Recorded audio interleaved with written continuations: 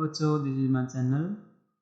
I am Govind Singh और आज हम शुरू करने वाले हैं साइंस का अध्याय 1, जिसका नाम है रासायनिक अभिक्रियाएं एवं समीकरण।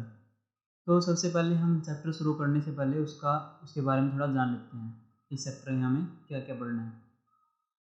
रासायनिक अभिक्रियाएं एवं समीकरण, इसमें सबसे पहला हम टॉपिक पढ़ेंगे रासायनिक परिवर्तन। हमारे जो आसपास कितने सारे परिवर्तन होते हैं, किस प्रकार से रासायनिक परिवर्तन होते हैं। अगर आपने ध्यान दिया होगा तो 9th में हमने कुछ परिवर्तन के बारे में पढ़ा था, जो कि भौतिक परिवर्तन और रासायनिक परिवर्तन होते हैं।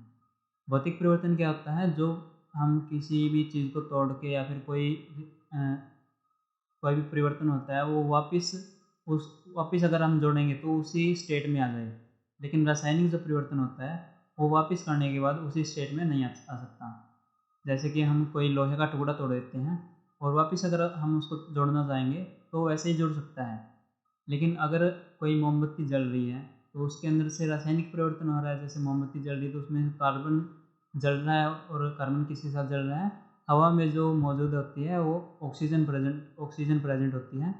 तो ऑक्सीजन के साथ में रिएक्शन करके कार्बन डाइऑक्साइड बनते हैं। अगर हम कार्बन डाइऑक्साइड को वापस तोड़ने लगेंगे तो कार्बन और ऑक्सीजन में नहीं टूटेगा। तो ये होता है रासायनिक परिवर्तन। तो 9th क्लास का थोड़ा बहुत हम सिलेबस अपने ध्यान में रखना है। इसके बाद हम पढ़ेंगे रासायनिक समीकरण को किस तरह से लिखना है।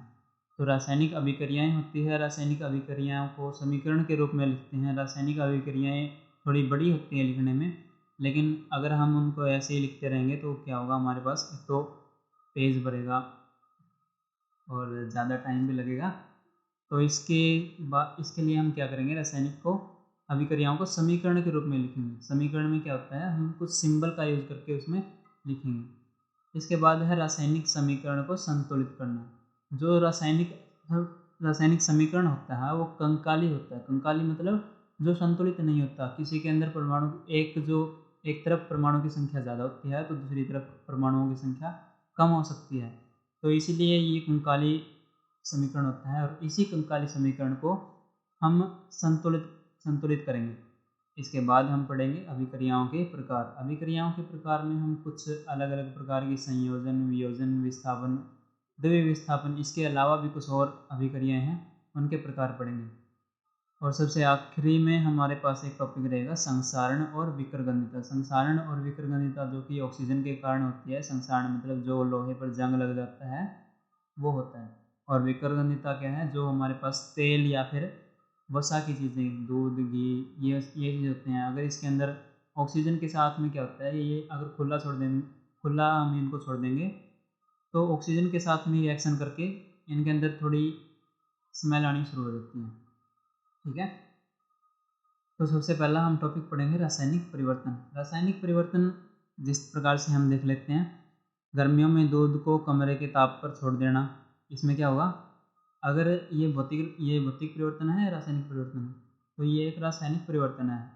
देखो, हम गर्मियों में दूध को अगर कमरे के ताप पर ऐसे ही खुला छोड़ देंगे तो क्या होगा, दूध फट जाएगा। तो ये एक रासायनिक परिवर्तन है और उसे फटे हुए दूध को वापस हम दूध में कन्वर्ट नहीं कर सकते। तो इसीलिए ये क्या है, रासायनिक परिवर्तन है। दूसरा हमारे पास लोहे की कील पर जंग लग जाना। तो लोहे की कील पर जो जंग लगा हुआ है उसको हम वापस जंग को लोहे के अंदर कन्वर्ट नहीं कर सकते, इसलिए ये एक रासायनिक परिवर्तन है। तीसरा हमारे पास अंगूर का किण्वन होना। ये अंगूर का किण्वन, जिस प्रकार से अंगूर से कुछ बोलते हैं भी शराब बनती है, तो एक प्रकार से अंगूर जो खट्टा हो जाता है एक टाइम के बाद में, वो उसका किण्वन होना बोलते हैं। इसके बाद में है भोजन का पकना। तो पके हुए भोजन को वापस कच्चा करना इम्पॉसिबल होता है, इसलिए ये क्या है, एक रासायनिक परिवर्तन है। भोजन का पाचन जो हमारे शरीर में होता है वो भी एक रासायनिक परिवर्तन है। हम जो सांस लेते हैं वो भी एक रासायनिक परिवर्तन है। सांस लेने के लिए हमारे पास ग्लूकोज को ऊर्जा के अंदर कन्वर्ट करना होता है, इसलिए ये एक रासायनिक परिवर्तन है। तो भौतिक और रासायनिक परिवर्तन के बारे में हमने यहाँ पर पढ़ा थोड़ा बहुत। इसके बाद में हम देख लेते हैं रासायनिक अभिक्रियाएं क्या होती है, जो कि चैप्टर का नाम है। रासायनिक अभिक्रियाएं क्या होती हैं, ऐसे परिवर्तन जिनमें नए गुणधर्म वाले पदार्थों का निर्माण होता है। तो ये हम आगे देखेंगे। रासायनिक अभिक्रियाएं ऐसी हम परिभाषा के लिए देख लेते हैं। भाई रासायनिक परिवर्तन क्या होता है, जिसके अंदर हम एक चीज़ को लेके दूसरी तरफ नए गुणधर्म वाले पदार्थों का निर्माण करते हैं। रासायनिक अभिक्रिया के दो अंग होते हैं। पहला है अभिकारक। अभिकारक क्या होता है, ऐसे पदार्थ जो कि हम रासायनिक रिएक्शन करवाने के लिए यूज करते हैं, ऐसे पदार्थ जो किसी रासायनिक अभिक्रिया में हिस्सा लेते हैं। तो ये अभिकारक क्या होता है, ये एक रासायनिक अभिक्रिया में या फिर केमिकल रिएक्शन के अंदर सिर्फ हिस्सा लेते हैं। ठीक है। दूसरा है उत्पाद। उत्पाद क्या होता है, जो हमने अभिकारक लिए हैं वो अगर कोई भी रिएक्शन करेंगे, कोई भी अभिक्रिया करेंगे, तो उनके बाद जो हमारे पास उत्पाद बनेगा, उसके बाद में जो हमारे पास पदार्थ बनेगा वो क्या है, उत्पाद होता है। ऐसे पदार्थ जिनका निर्माण रासायनिक अभिक्रिया में होता है, तो इनका क्या होता है, निर्माण होता है। अभिकारक का क्या होता है, ये हिस्सा लेते हैं। ठीक है, अभिकारक से ही उत्पाद बनता है। तो इसके बाद हम टॉपिक देख लेते हैं। हमारा अगला टॉपिक है रासायनिक समीकरण को लिखना। तो रासायनिक समीकरण किस प्रकार से लिखा जाता है। देखो, रासायनिक समीकरण को दो प्रकार से लिखते हैं। एक तो शब्द समीकरण हो गया और एक प्रतीक के रूप में लिखा जाता है। शब्द समीकरण में हम ज़्यादातर नहीं लिखते, क्योंकि अगर हम शब्द समीकरण के रूप में लिखने लग जाएंगे तो हमारे पास बहुत सारे पेज भरने पड़ जाएंगे, और दूसरा हमारे पास समय की भी हमें बचत करनी होती है। इसीलिए हम पहले देख लेते हैं शब्द समीकरण। जैसे हमने एक एग्जाम्पल लिया है, जिंक प्लस सल्फ्यूरिक अम्ल। तो जिंक प्लस सल्फ्यूरिक अम्ल से हमने बना दिया जिंक सल्फेट प्लस में हाइड्रोजन। तो जिंक प्लस सल्फ्यूरिक अम्ल ये क्या है, अभिकारक। जिंक सल्फेट और हाइड्रोजन ये क्या है हमारे पास में, उत्पाद।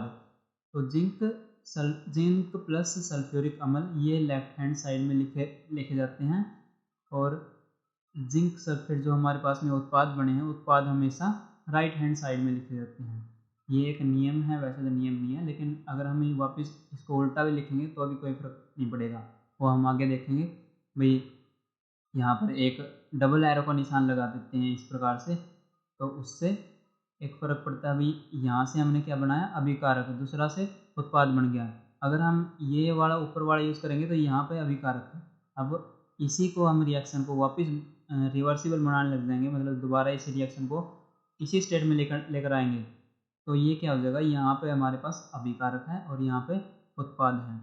तो ये कोई नियम नहीं है कि इस तरफ ही हमने क्या है, अभिकारक लिखना है, दूसरी तरफ उत्पाद लिखना है। ठीक है।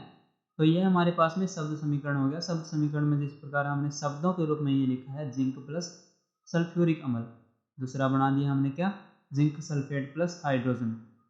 अब इसी समीकरण को हम लिखेंगे प्रतीक के रूप में। जिंक को हम लिखते हैं Zn से, और सल्फ्यूरिक अम्ल को हम लिखते हैं H2SO4।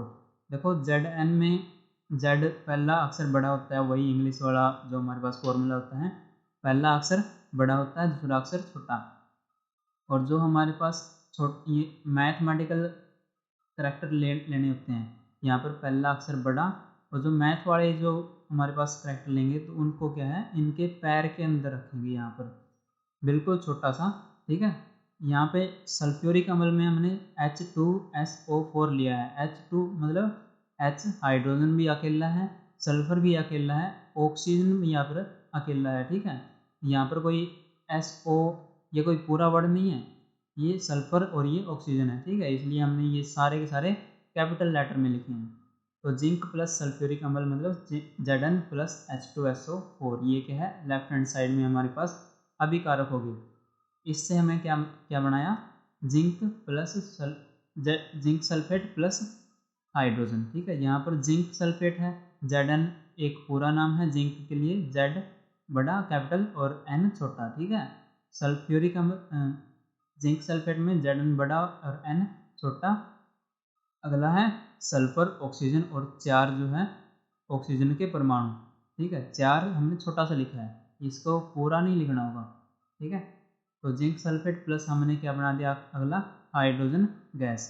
तो ये हमारे पास उत्पाद हो गया। ठीक है।